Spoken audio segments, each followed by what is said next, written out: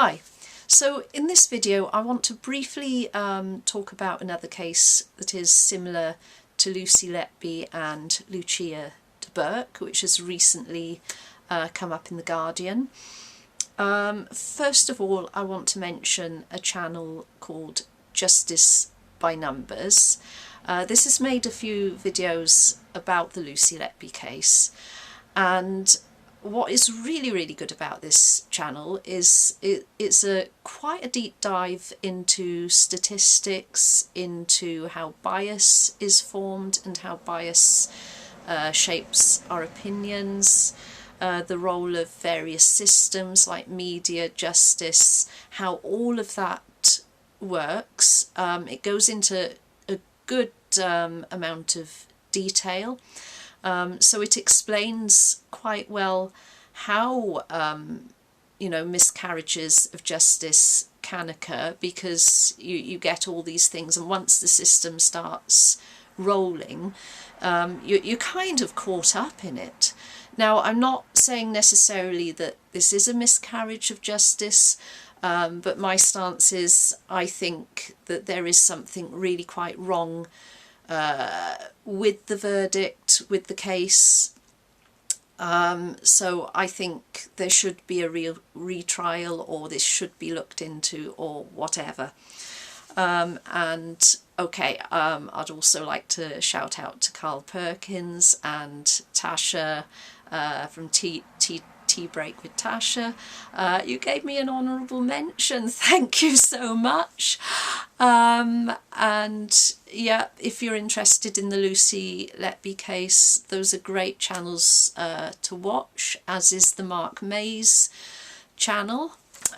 So anyway, this case, and it will be a very brief mention, the lady in question, she's Italian.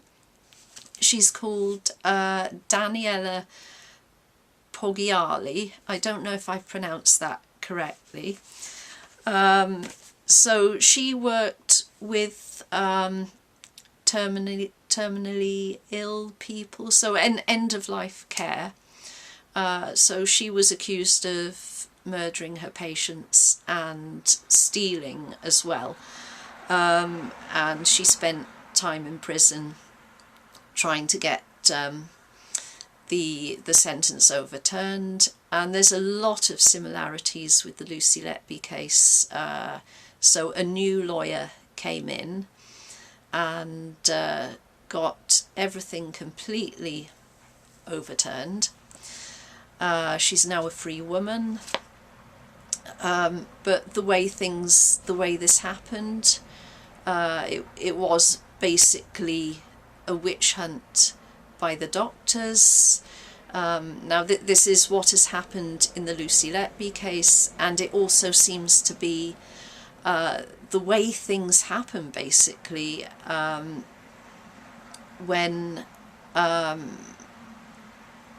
the same thing with Lucia de Burgh. It was the doctors who decided she's guilty.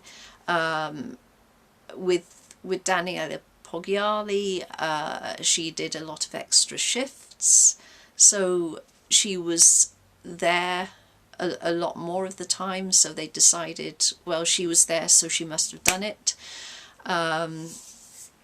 She also made one or two errors of judgment, so apparently that made her guilty as well. So the whole article, it is in The Guardian.